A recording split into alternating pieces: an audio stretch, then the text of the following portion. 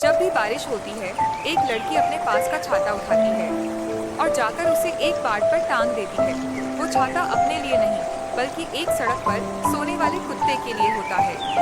वो कुत्ता हर बार उसी जगह सोता है, भीगते हुए।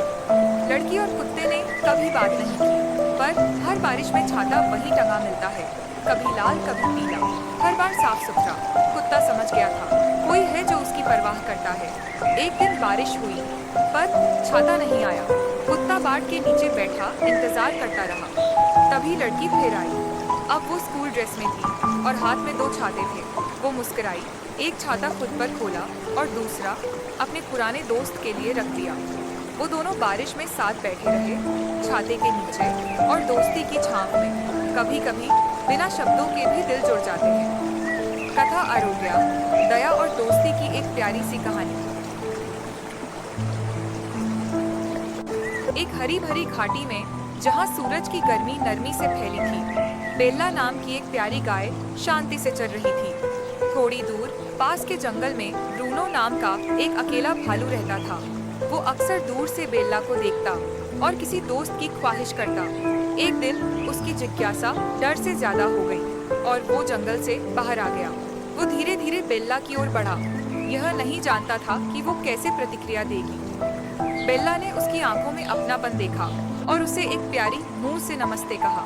उसी पल से एक अनोखी दोस्ती की शुरुआत हो गई। बेला ने ब्रूनो को घास के मैदान की खुशियां दिखाई, तितलियां पकड़ना, धूप सेंकना और तारों को निहारना।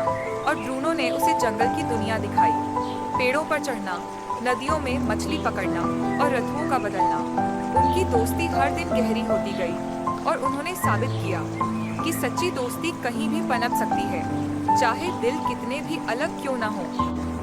एक ठंडी सुबह जब सब कुछ शांत था, अचानक काले बादल मैदान पर छा गए। बेला ने डरते हुए आसमान की ओर देखा।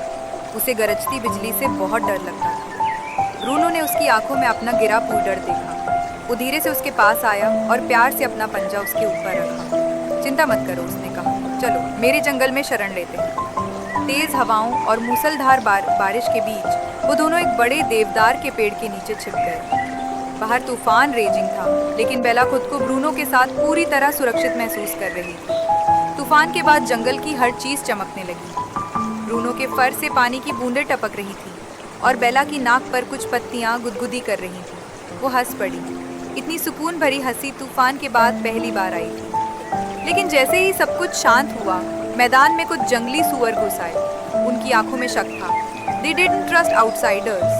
ब्रूनो ने हाथ बढ़ाकर उनका स्वागत किया, लेकिन उन्होंने उसकी बातों का मजाक उड़ाया। बेला बिना डरे उसके साथ खड़ी हो गई। वो जानती थी, सच्ची दोस्ती में कभी पीछे नहीं हटते। रात के समय चांद की रोशनी में सभी ने साथ खाना खाया, हंसी बांटी और संगीत की तरह चुपचाप नाचे। बेला और ब्रूनो ने सबको दिखाया कि शांति और प्यार साथ चल सकते हैं। धीरे धीरे सुअरों की आंखों में बदलाव आने लगा। उन्होंने ऐसी दोस्ती पहले कभी नहीं देखी थी, इतनी सच्ची, इतनी अटूट। एक एक कर सब मुस्कुराने लगे और पास आकर जुड़ने लगे। जैसे ही वसंत आया, मैदान और जंगल एक हो गए। अब वहाँ सभी जानवर साथ रहते, खेलते और खुशियाँ बांटते थे। वहाँ अब न कोई बाहर वाला था, न कोई अकेला। सूरज ढल रहा था। बेला और ब्रूनो एक साथ बैठे अपने नए शांतिपूर्ण संसार को निहार रहे थे। उन्होंने साबित कर दिया, अगर साथ सच्चा हो तो दोस्ती दुनिया को भी बदल सकती है। एक दिन बेला और ब्रूनो जंगल के उस हिस्से में पहुंचे जहां वो पहले कभी नहीं गए थे। वहां की हवा कुछ अलग थी। पेड़ों पर रोशनियां टिमटिमा रही थीं और चारों ओर एक रहस्यमयी सरसराहट थी। जंगल के बीचों बीच खड़ा था एक विशाल प्राचीन पेड़, जिसकी छाल पर जानवरों की चमकती कहानियां उकेरी गई थीं। ब्रूनो ने धीरे से अपनी पंजा उस पेड़ पर रखा और तभी एक जादुई दृश्य सामने आया। उन्होंने देखा, दो जानवर जो कभी दुश्मन थे, समय के साथ सबसे अच्छे दोस्त बन गए। बेला की आंखें चमक उठी। अब वो समझ चुकी थी, हर प्राणी की एक कहानी होती है और हर कहानी में छिपी होती है कोई गहरी सीख। उसी पेड़ के नीचे बेला और ब्रूनो ने भी अपनी दोस्ती की कहानी सबको सुनाई।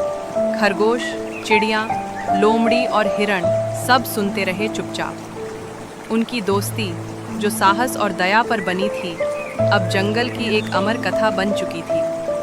और उस दिन से हर पत्ता, हर हवा, हर धड़कन उनकी कहानी कहने लगी। एक कहानी जो बताती है कि सच्ची समझदारी और प्यार से दुनिया बदली जा सकती है।